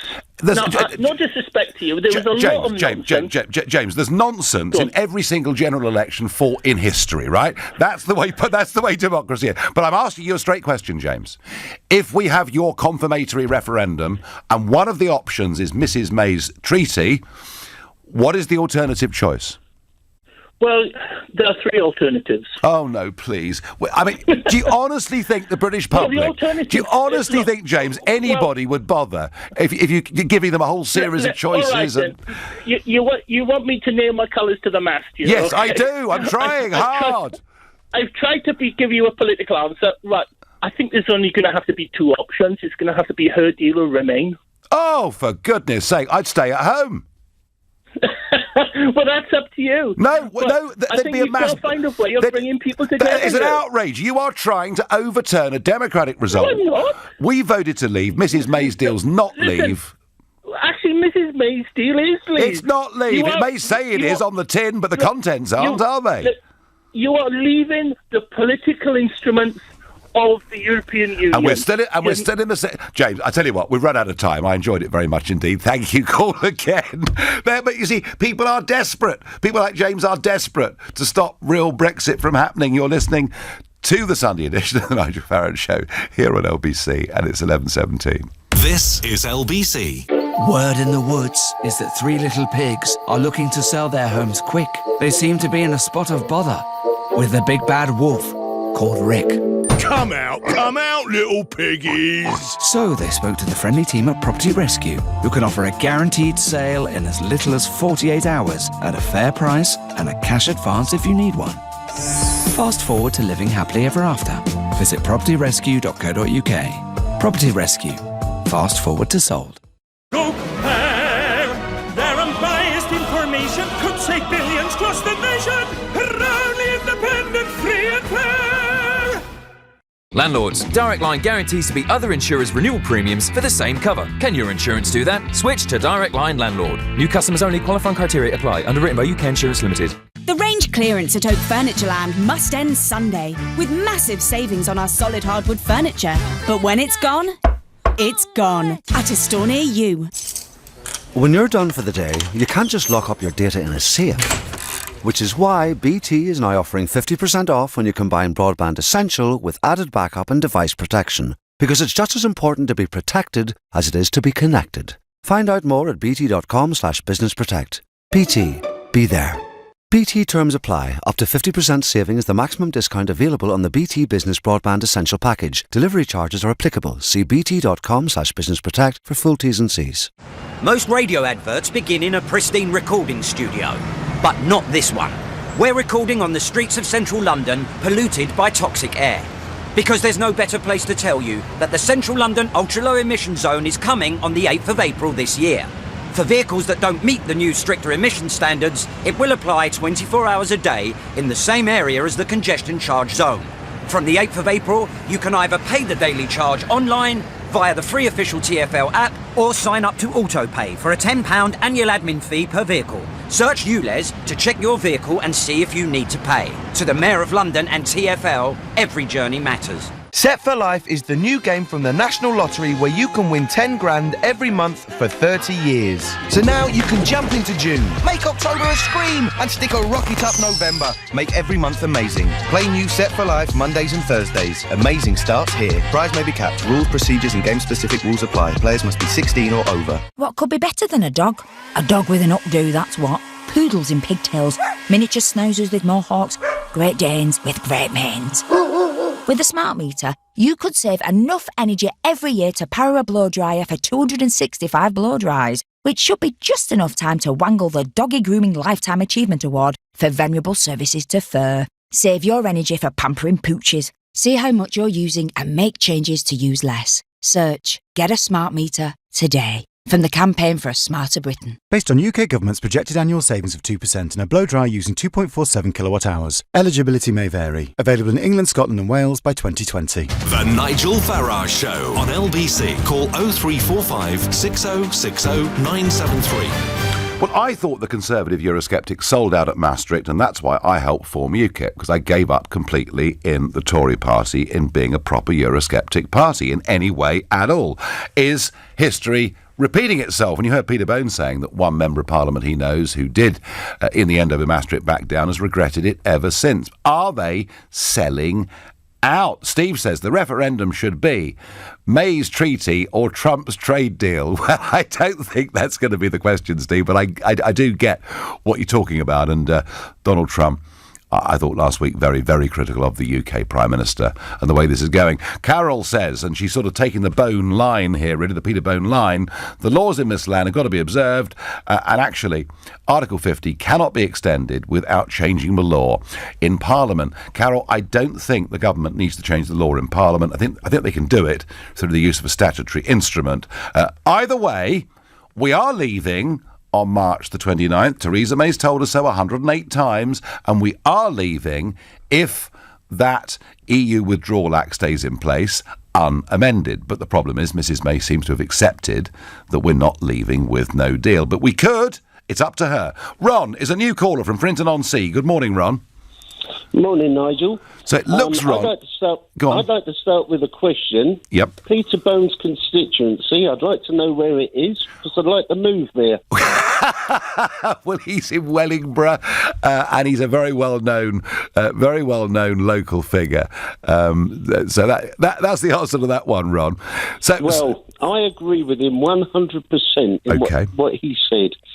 Now, since the age of 18, I voted Conservative with one exception, and that was 2014, where we had a defector from the Conservative Party that joined UKIP. Yep. And he gained the seats. Yes. And once again, I gave him my full support because he worked to leave Brexit. Yep. Unfortunately, he stood down. We've got a local MP, to my opinion. He's come in by default because there was no other opposition.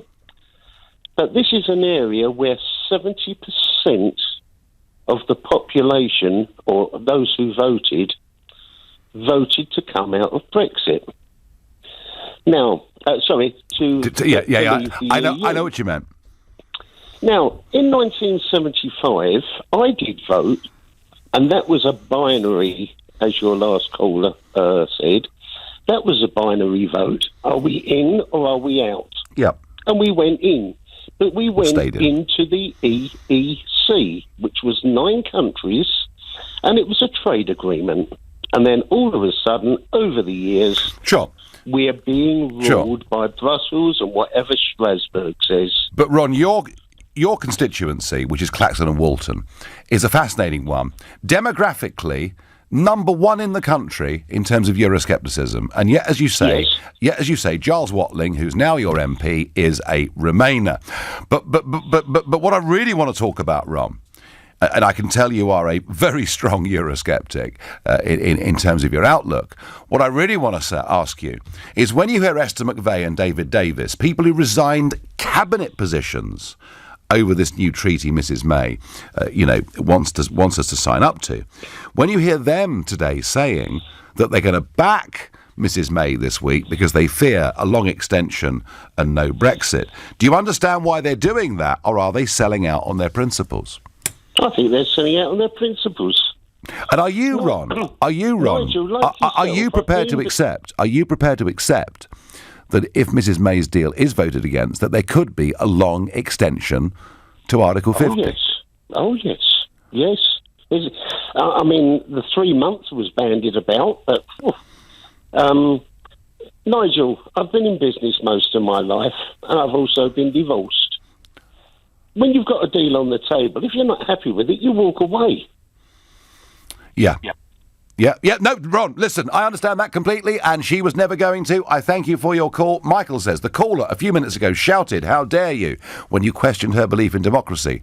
Shouldn't MPs, social commentators and the rest be screaming at Mrs May the same thing? How dare she bring back this deal for a third time after being defeated by such large numbers already? That's a very good point, Michael. And, I did... with that caller, she did say, "How dare you," when I questioned her belief in democracy, and I finished up by asking her, did she want to reverse the result? And the answer was yes. And I'm sorry, but I think that is actually fundamentally undemocratic. I mean, I really do. But it does seem to be an argument we hear more of these days. Malcolm is calling from Chelmsford in Essex. Good morning, Malcolm. Hello, Nigel. I'm a great supporter of yours. Don't lose heart. You're doing a fantastic job. I'm not losing heart. Oh, well, that's wonderful. I can see you're not. I'm actually live in the United States. I'm calling from Tampa, Florida. I'm calling from my UK Skype phone. Okay, right. Well, it's very early in the morning there, so thank you for joining us. Malcolm, we're seeing some quite big names. David Davis, Esther McVey, now saying they're going to back Mrs May because they fear the alternative is worse. What say you? Oh, I think they're completely wrong. I think that they should vote against and be extremely strong and show that we don't put up with any nonsense from the European Union. I voted against in the 1975 referendum. I just turned 18. We were told that sovereignty wasn't an issue, but I voted against just in case somehow things went wrong, and they have gone wrong. Well, yes, that's true. That's true. But Malcolm, if May's treaty gets voted down again, or isn't even put to the vote again, and goes down as failed, there is a risk, is there not, of quite a long extension? I mean, should Brexiteers be prepared to accept that risk? No deal. No, I don't think there should be any extension. I think we should leave on WTO rules. But what if the Prime Minister, and she's not been explicit yet on this because she hasn't changed the legislation, but if the Prime Minister was, and she will, in my view, rule out that option, and there'll be some uproar, but I think that's what she's going to do, then you would have a choice, and you might be accepting that by going against that you would face a 2-year extension and the possibility of having to refight the battle. Well, I think that people probably would vote no again, but one feels very confused and disheartening listening to Theresa May because she speaks in a curious doublespeak. In fact, most of the time I can't even bear to listen to her or others because one ends up confused. Well, maybe there's been some deliberate confusion out there. Malcolm, thank you for your long-distance call from Tampa. I'm off to Idris in Hendon. Good morning, Idris. Good morning, Idris. No, he's not there. He's gone. He's disappeared. All right, well, never mind. Let's go to Paul, who's a new caller from Bedford. Good morning, Paul. Hello, how you doing, Nigel? Doing all right. Fascinated about this vote and whether it's even going to happen, of course. But what do you think?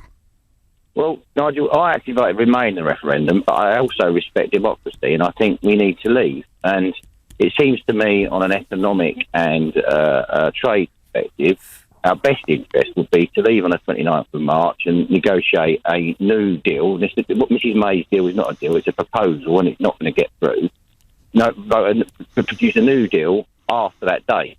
And I think any MP who takes a different view is letting the country down.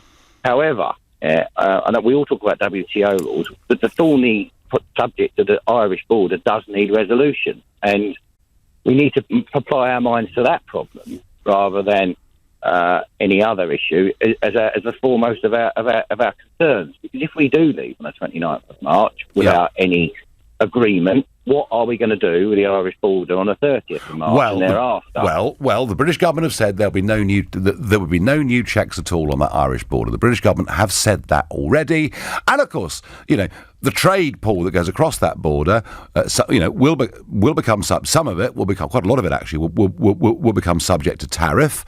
And that's going to be a matter of trust. But all the people moving goods across that border will be known to the authorities already. It may not be perfect, Paul, but that is the government's position. On that basis, then why are we so afraid of leaving on the 29th of March without an agreement? Because I see that as the only problem. Because after the 29th of March, we leave without agreement on the Monday of the 1st of April. We can start negotiating a new deal, which will be far better than the deal we've got, the proposal we've got on the table at the moment. I couldn't agree more, and we'll do it more quickly, because if her new deal/treaty goes through, Barnier told me last week, Paul, it could be up to 4 years of negotiations for a new package. We don't want that, do we? That's ridiculous, but, as I say, I vote Remain, but you've got to respect democracy, and the right thing to do is to leave on the 29th of March. My concern, and it's a genuine concern because I lived in London through the 70s and the 80s when the IRA is we do not want to return to that situation. No. That's my biggest concern in all of this. OK, we don't, and the British government will do everything to make sure that there is no prospect of a hard border. Thank you very much indeed. So maybe that's the motto of the morning, really. Vote for Mrs May in Parliament this week and guarantee at least 4 more years of total and utter agony. You're listening to the Sunday edition of the Nigel Farage Show here on LBC. It's 11:31 and time for the news with Rachel Garish. The bodies of some of the 50 victims of the New Zealand mosque terror attacks are beginning to be returned to their families. The country's Prime Minister's revealed the suspect sent her and other officials a far-right manifesto, just minutes before the shooting. Pressure's building on Theresa May to step down as Prime Minister. She's warned MPs that if they don't back her agreement, Brexit might never happen. And Jeremy Corbyn's now said Labour will try to remove her from power if she loses yet another vote. And thousands of people have attended a mass funeral ceremony in Ethiopia, a week after a plane crash killed all 157 people on board. It's taking so long to identify the victims that families have been given sacks of scorched earth from the crash site to bury. LBC weather, rain in the west, clearing up elsewhere with some sunshine trying to break through. A high for now of 8 degrees Celsius. LBC. What will happen when the UK leaves the EU? Do I need to renew my passport earlier than planned? I'm an EU citizen living in the UK. How will this affect me? Will mobile roaming change? How will exporting my goods be affected? You might also have questions about how leaving the EU affects you. Find guidance and up-to-date information at gov.uk/EU exit. I'm Peter Jones. I've worked with many businesses. They're all different. So why be shoehorned into accounting software that treats all businesses the same? Sage Business Cloud is different. It fits your business's ever-changing needs, like preparing for Making Tax Digital. With Sage, you're good to go. Business is about making wise choices. It's about being Sage. Be ready for Making Tax Digital. Sign up for a free MTD consultation at sage.com/MTD. Set for Life is the new game from the National Lottery where you can win 10 grand every month for 30 years. So now you can jump into June, make October a scream, and stick a rocket up November. Make every month amazing. Play new Set for Life Mondays and Thursdays. Amazing starts here. Prize may be capped. Rules, procedures and game-specific rules apply. Players must be 16 or over. Oh, I found one of our new Vauxhall Griffin editions. Yes. What comes as standard? Standard? Well, alloy wheels, sat-nav, aircon, DAB radio, Bluetooth, smartphone projection and USB connection. Wow. Is that everything? Sorry, forgot the colour touchscreen. Buy a new Griffin edition, Adam, Astra, Corsa or Mocha X Plus and get a whole host of features as standard. The Griffin Edition range. All Griffin, no bull. Visit your nearest retailer now. Vauxhall, British brand since 1903. Participating retailers only. Limited units while stocks last. Hello, hi. I bought this gym membership as I wanted to get fit, but I just read that dad bods are in right now, so I think I might just stick with what I've got. So, could I get my money, please? Money for a gym membership you don't use? Not so smarty. Money off your next phone bill for mobile data you don't use? Smarty. Plans starting from £6.25 per month for 1 gig of data and unlimited calls and texts. Call exclusions apply. Join today at smarty.co.uk. Simple, honest, mobile. You know your business, what keeps you up at night, and the moments that make it all worthwhile. You know your 5-year plan, and that you really want to be there in 2. We know we can help you get there. Barclays offers unsecured loans of up to £100,000 that can be with you in days, or even hours. To apply for a loan that's right for your business, search Barclays Business Loans. Let's go forward. Subject to status, T's and C's apply, guarantee may be needed. This is LBC, the Nigel Farage Show. Call 0345 6060 973. Text 84850. Tweet at LBC using the hashtag Farage on LBC. Now, the interview with Michael Portillo earlier on today, which a lot of you want to see, lbc.co.uk. It is up there. You can watch it now, watch it later, watch it in full. A lot of people thought it was very interesting to listen to Michael Portillo, whether they agree with him or not. And I say my comment was, I think our standard of front bench politicians has declined remarkably in the space of just over 20 years. Now, fake news. You'll hear a lot about fake news, particularly from, of course, President Trump. Your fake news in these press conferences. Well, here is an extraordinary story. Do you remember the Trump-Russia dossier produced by Christopher Steele, former UK MI6 intelligence agent, and of course taken at the time, it's come from that source, this is big stuff. And it was global headlines for day after day because the report said that the Russian government had been cultivating, supporting and assisting President-elect Trump for years and gained compromising information about him that had been circulated to elected officials.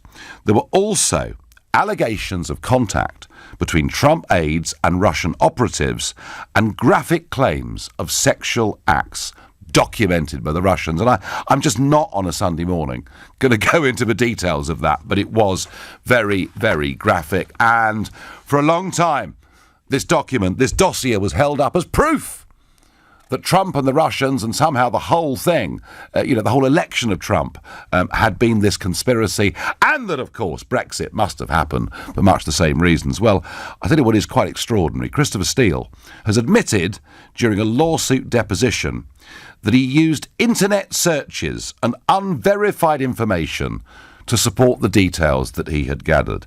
He didn't realise one article he found in his research was a submission from a random person rather than a news report. And any of you engaged with social media will know that the vast majority of what's out there is absolute old tosh. It's made up. It's conspiracy theory. And yet this was taken to be a major global story. And that really is fake news. But it shows you the sheer level, the sheer determination of much of the establishment not to recognise the legitimacy of President Trump, or indeed, hand in glove, to accept the referendum result in this country. And these are the kind of depths to which people have sunk. Back to the whole question, are Tory MPs and indeed prominent former cabinet ministers who now say they're going to back Mrs May's new treaty, are they selling out, or is it the pragmatic and perhaps only thing to do? Hayley on Facebook says, if the deal is voted down again, isn't there a risk that Parliament will vote to revoke Article 50 rather than doing what we want and leaving with no deal? Hayley, no.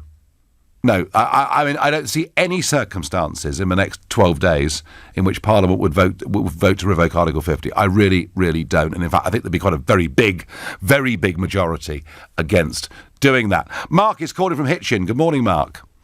Yeah, morning, Nigel. I think you've got to say that, people like Matt Bay are totally selling out.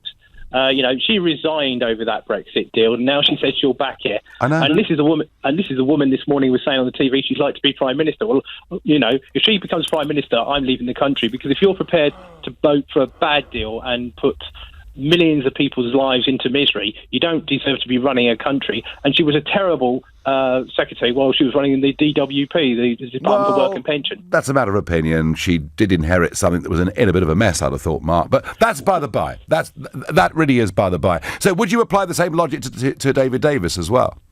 Yeah, absolutely. I mean, David Davis, there's another fool. Why on earth he was ever made a Secretary of State? He said, even on LBC, he said, you don't have to be very clever to do my job. And I think he counted out about 4 hours of work.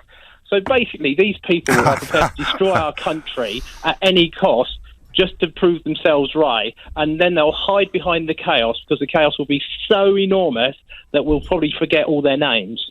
Well, I think, Mark, David Davis might have done a bit more work than that. But so Mark, tell me, what do you think is going to happen this week? What do I think is going to happen? Yeah. Well, I'll tell you what I think should happen. I think, first of all, Mr Burko, our Speaker, should reject that going back into Parliament again. There is a convention in Parliament which you've spoken about. Yep. She's had two bites of the apple. He should now, under the conventions of our parliamentary system, kick it out. And I think, yes, we're going to get an extension. But what I think should happen, Nigel, and of course you're not going to like this, we need to take back control. And the only way we're going to get control of this whole thing again, with only days to go before the chaos, is to revoke Article 50. Oh, Mark, why not just abolish democracy completely? I mean, clearly you want to run the country your way. Mark, you just can't behave like this, Mark. This is outrageous. What do you mean I want to demolish democracy? Well, of course you do. Well, hang on, Nigel. Earlier today, a caller phoned you up. We're talking about democracy. A caller called you up and pointed out that Britain, as we are currently in the EU, have a veto over a European army. It doesn't, You Mark. told us you did not. It doesn't have a veto. No, I'm not going back to that. We do not have a veto on a European army, all right? Yes, you do. It's a ludicrous... Yes, you do. Oh, Mark, stop boring me. It's a ludicrous argument. If France and Germany and 25 others want a European army, we have no veto over it. Of course we don't. Right, look, forget that. Mark, do you really think the rest of the world would look at us as being a proper democratic nation if the greatest democratic exercise of the British people was overruled by Parliament?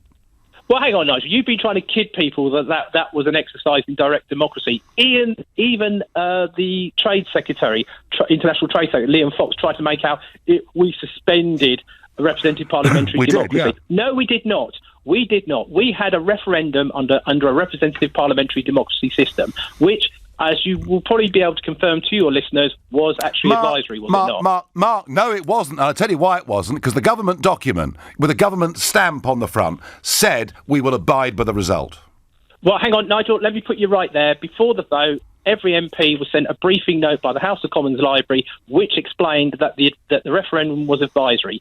Since then, the people were told by government with an official government leaflet to every house, we will implement the result. Come on. No, hang on. You just said to me that everybody was told that it wasn't advisory. No, they didn't, and it didn't say in that leaflet it wasn't advisory. What it said... You just don't accept the result, do you? You just don't accept the result, do you?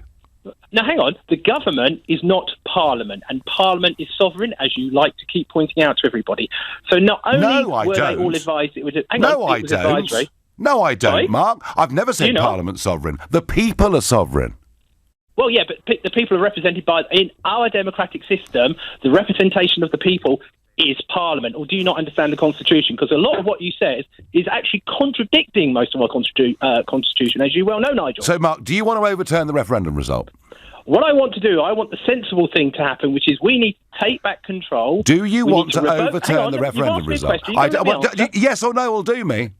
Well, yes or no is too easy for you, though, Nigel. No, I know. I'm asking you whether you want to overturn the referendum result.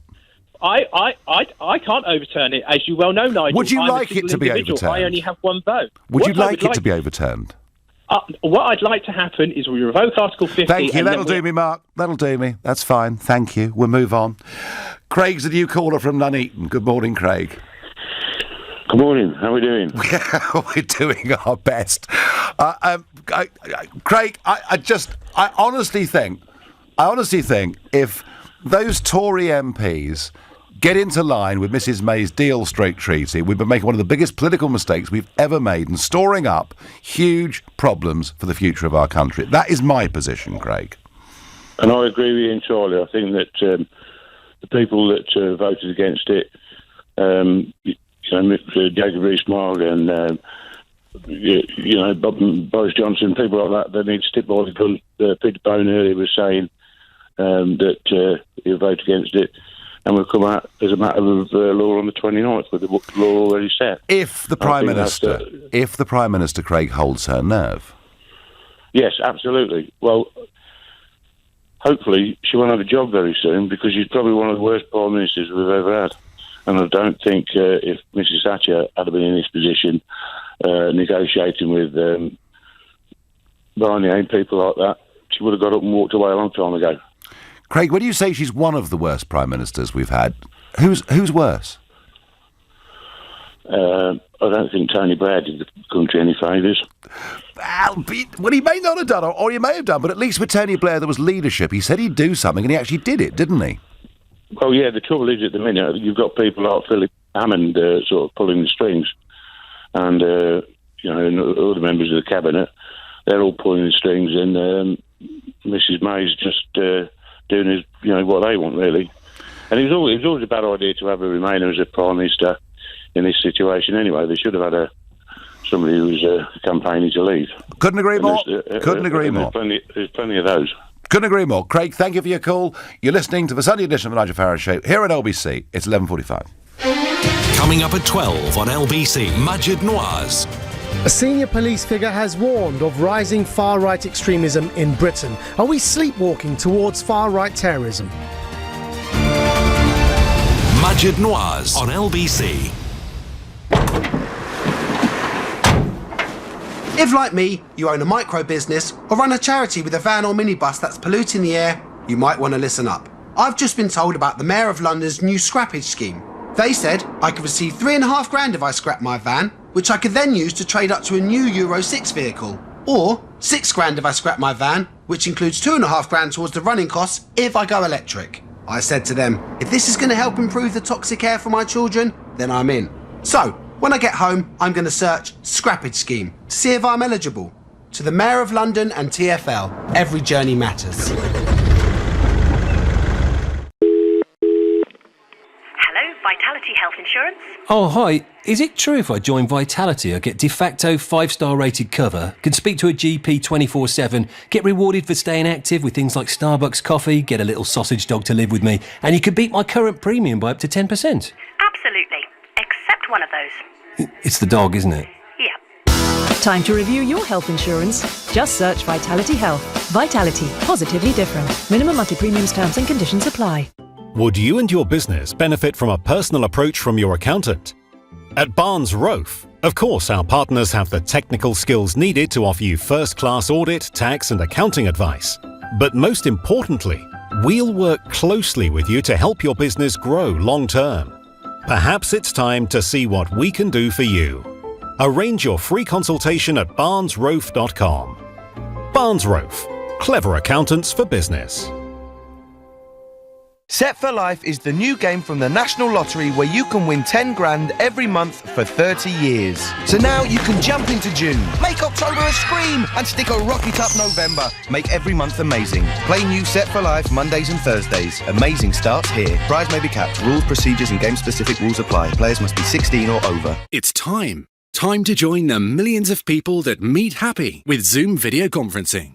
With stunning HD video, crisp audio, and instant wireless sharing across any mobile, tablet, or desktop device. But the best thing about Zoom? It just works.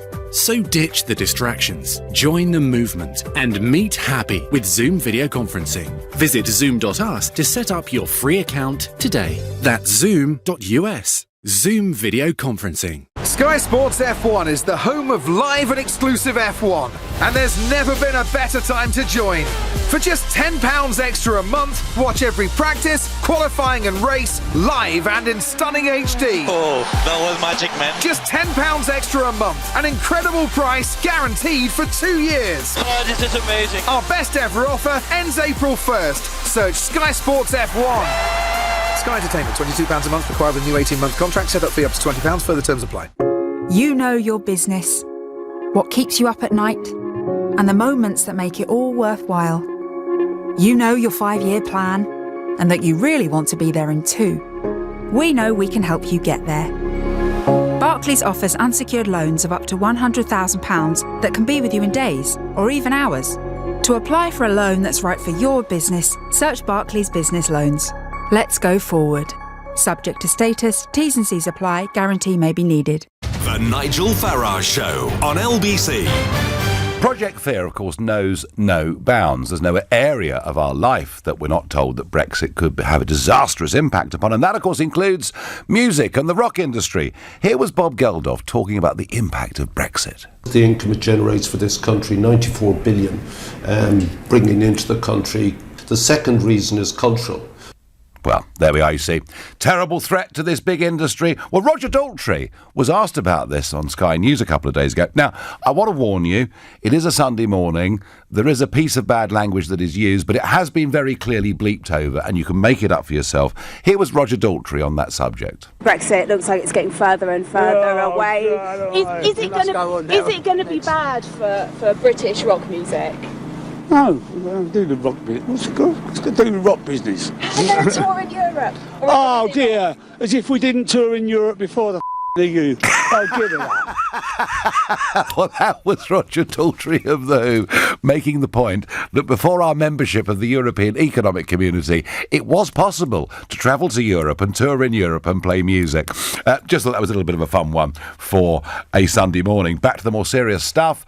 Are people selling out? Are they selling out on their principles by backing Mrs May as opposed to sticking firm? Particularly those who were actually resigned from Cabinet over this issue.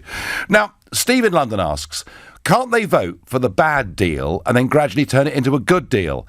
Steve, only if the European Union wants to be nice to us and wants to help us. And if you think, those of you that think they've been a little bit unpleasant so far in the last couple of years, you ain't seen nothing yet. They will have us where they want us. Paul in High Wycombe says, no deal is better than a bad treaty. I like that, Paul. In fact, I have just stolen it from you and will be using it over the course of the next few days. Morris is calling from Edgware. Good morning, Morris. Good morning to you, Nigel, and as we're heading towards that time, good afternoon as well. Yeah, nearly, absolutely. Now, Morris, you and I have talked about this issue before. You're a keen student of these things. What do you think's going on? Well, it's very difficult to know what's going on. I think they're possibly changing their minds all the time.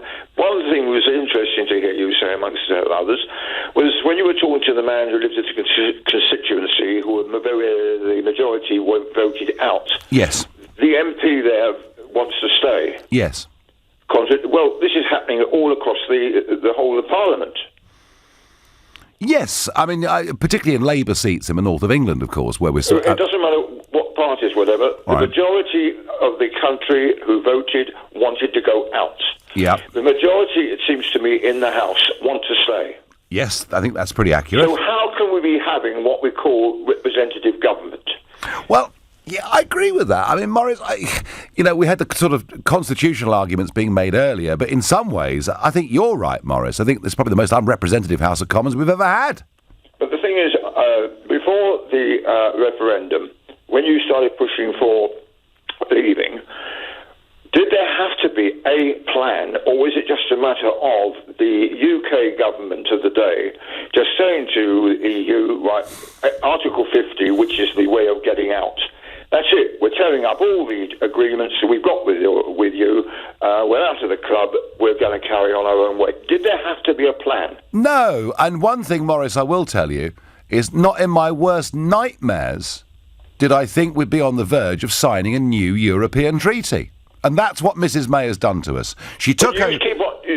You mentioned Mrs May. When this was first introduced, the plan, it was known as the Chequers Plan. Yes. When did it become Mrs May's plan? And it's not just Mrs May, because no one, not even your position, can do it on their own. They need people behind the scenes working away, doing whatever that plan Actually, Morris, it's not Mrs May's plan. It was written by the European Union. They drafted it. It's their plan. It's Barnier's plan. Then why is it being called Mrs May's plan? And also... Because she's maybe, Morris, because she actually supports it and endorses it, and almost nobody else does. The thing is this, that if she were to leave, how would that change Article 50, which means we leave on the 29th of March? How would changing government or changing the Prime Minister make any difference? Well, that would depend. I mean, the enactment of Article 50 into UK law was, of course, through the EU Withdrawal Bill, which is now, of course, the Act. So it wouldn't matter what happened in the next 12 days, in a sense, if that legislation didn't change. But what we're being told, what effectively she's saying, is she will change the law unless she gets the treaty agreed by Parliament. But I'm pleased to hear that person, because this is what I thought. If whatever happens, why can't things be changed as we go along? Once we're out, why? And also, because Morris, they don't look. We have agreed to a whole set of conditions with them. They, in return, don't have to give us anything. Right, fair enough. And that is no place for this country to be. Also, in connection with business, no government runs businesses. In fact, I don't know why governments have got involved with all this nonsense, because really it should be business people in Europe do you know, Morris, who should be controlling things, not to be told this, that, no, you can't do this, you can't do that. Morris, there's an interesting article in today's Sunday Telegraph by Johnny Leavesley, and he is in charge of the Midlands Industrial Council. It's a grouping of big West Midlands businesses, mostly, metal bashing manufacturers, that kind of thing. Yep. Big players, very, very well-known national names, some of them.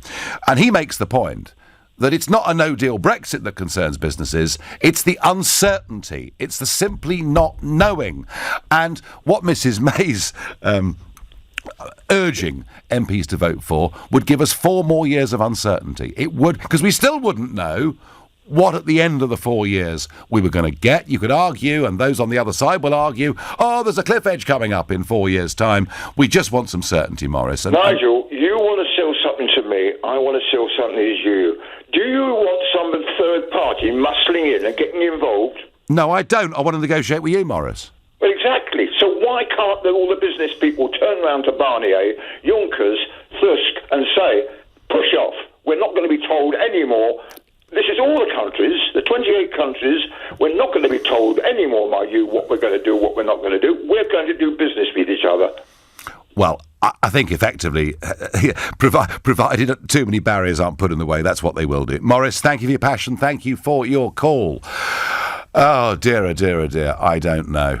Mitch from North London makes this point. He says, although Remainers agree with Leavers that May's Brexit deal, or treaty, would be terrible for the UK, they all think it should be the option offered to Brexiteers in a second referendum whilst they get another chance to vote to remain. To think that would either be sensible or logical or democratic is wrong. Mitch, I do agree with you. And Jeremy Corbyn today, in an interview, Jeremy Corbyn's kind of been saying, well, maybe if there's a second referendum, it should be the new treaty against Remain. And I have to say, I repeat again, I'm not voting if that happens, and nor will many people. I mean, that would be literally the total hijacking of the Leave vote. It cannot be allowed to happen. I've got time for one last caller this morning, and that's Steve, a new caller from Exeter. Good morning, Steve. How you doing? You okay? Okay, Steve, yeah. So, should the treaty be approved in your view? No, 100% not. I feel it's a Remain treaty, and all that will happen is the rest of the 27 will just pick and choose what they want from the EU, from us, the UK, and we will have to adhere to it. And I also think we're going to end up having to pay more money on top of the divorce bills to get any sort of trade deal with the rest of the EU, because to me, that's all they're after. They're not interested in, one policy fits all across 27 or 28 unions. I think it's just crazy. Absolutely. I just what I've been witnessing on the TV is just absolutely shocking. Yeah, a lot of people feel that way, Steve. Steve, you know what? Even extension wouldn't cost us any more money than Mrs May's treaty. So Steve, we will do an extension. They'll come back and there'll be caveats to it where we'll probably have to pay more. Depends on if that extension's 2 years. We'll have to pay more. I don't think it'll cost us any more than the agreement she's made. Listen, I thank you very much indeed, Steve, for your call, and I think the point here is that I hope we'll leave with no deal. Of course, that will be Brexit. We'll be out. But I actually almost rather have extension now than have a very bad treaty, the worst deal ever made by a British government in history. I'll be back tomorrow at 6, at 3 this afternoon. It's Ian Payne. But up next, it's Majid Nawaz. Thank you, Nigel. Coming up, the former International Development Secretary, Preeti Patel, wants to take back control of foreign aid as she calls for urgent reforms to the way the money is spent. Does our foreign aid budget need reform? Related to that and before that, Comic Relief suffered an £8 million fall in donations after the Labour MP, David Lammy, criticised a celebrity supporter for promoting a white saviour complex. Should giving to charity be racialised? But first, a man was arrested in Oldham yesterday for posting support for the New Zealand terrorist attack as new evidence emerged of a growing threat from the far right in Britain. And 3 white men attacked a 27-year-old man with a hammer out